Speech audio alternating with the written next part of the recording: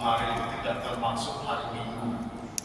Jadi kalau dihitung hari Minggu itu lebih 40. Jadi masa 40 hari tidak termasuk hari Minggu, di mana kita mempersiapkan diri untuk merayakan misteri sengsara, wafat dan kebangkitan Kristus.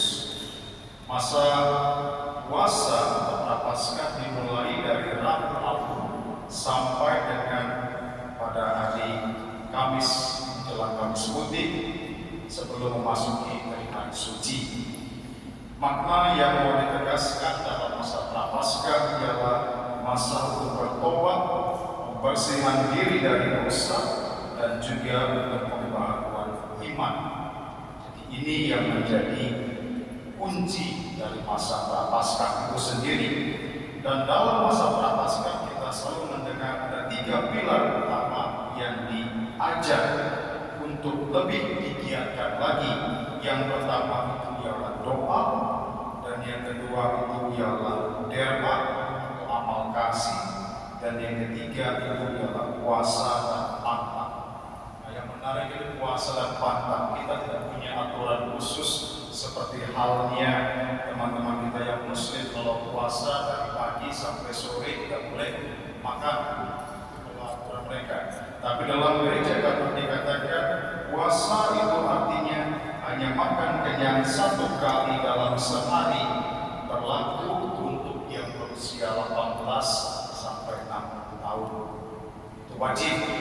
Kalau lebih dari itu, yang 60 tahun ke atas, itu tergantung. Kalau mau silakan, kalau tidak bisa juga silakan. Tapi yang wajib 18 sampai 60. Maka berbahagialah yang 60 ke atas, tetap harus berpuasa. Sementara pantang itu seringkali diartikan dengan tidak makan daging. Pantang itu sendiri berarti mengurangi atau bahkan tidak melakukan apa yang kita sukai. Maka bentuk pantang itu banyak, tidak hanya daging. Ada pantang apa? Pantang rokok. Yang sudah merokok. Ada pantang lagi dibilang pantang garam. Jadi makan makanan hambar. Pantang puasa. Ada juga pantang untuk melakukan hobi-hobi yang kita sukai, misalnya setiap hari suka jalan-jalan shopping. Ini pantang shopping. Ada juga. Jadi intinya pantang itu mengurangi atau bahkan tidak melakukan apa yang kita suka. Itu pantang. Jadi harus pahami baik-baik. Selain itu, di dalam masa Prapaskah ada yang juga kita sebut sebagai aksi puasa pembangunan atau yang biasa disebut sebagai APP.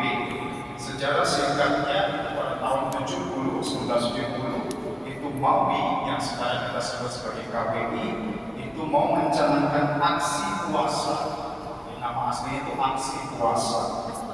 Dan sudah disahkan oleh MAUI pada tahun 70 dan kemudian diperbaharui pada tahun 72 dengan istilah aksi puasa pembangunan. Intinya apa? Mau mengajak kita bersama untuk dalam masa Prapaskah ini kita berusaha bersolidaritas, berbagi dengan saudara-saudara kita yang membutuhkan. Aksi puasa pembangunan atau APP itu sendiri adalah gerakan solidaritas sosial dari gereja untuk sesama, dan wujud konkretnya biasanya itu dalam bentuk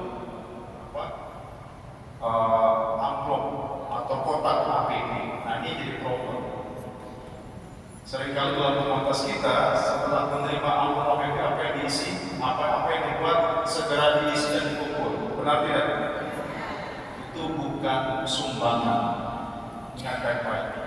APP bukanlah sumbangan, tapi APP adalah bentuk bagaimana kita berjuang untuk mengurangi dan juga berjuang untuk meninggalkan kebiasaan-kebiasaan kita yang misalnya berbelanja atau boros atau segala macam, dan menyisihkan itu untuk kegiatan-kegiatan sosial. Jadi ini bukan derma, bukan kolektor, dan juga bukan persembahan, bukan.